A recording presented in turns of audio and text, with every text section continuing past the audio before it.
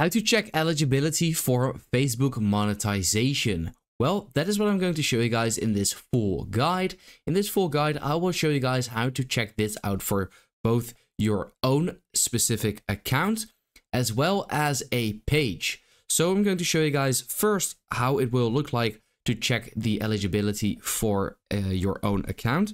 So what you want to do is go to the menu, click on your name, and once you are here, you of course first want to make sure that your account is a professional account. So mine is, because it says turn off professional mode. If it wasn't, it would say turn on professional mode. So once it is a professional account, you can actually see dashboard over here. You want to scroll a little bit down, and here you can see tools, and it says monetization. Now, if you click on here, it does say at the top for me, not yet eligible. And it says, for example, at stars, 2 out of 4 criteria met. Ads and reels, I've put this all to like invite only and private and stuff like that. So if I click, for example, on stars and scroll down, it says what criteria I need to meet. So your profile has at least 500 followers.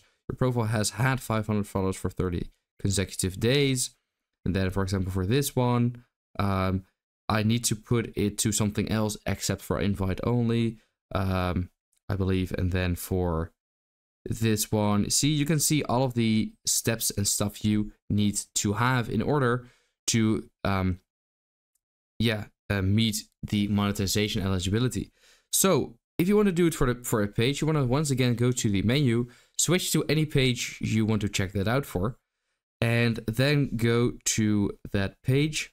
And then it's kind of the same, except you want to go to view tools and then scroll a little bit down until you see monetization once again. And this is basically the same. So here it says 2 out of 4 criteria met.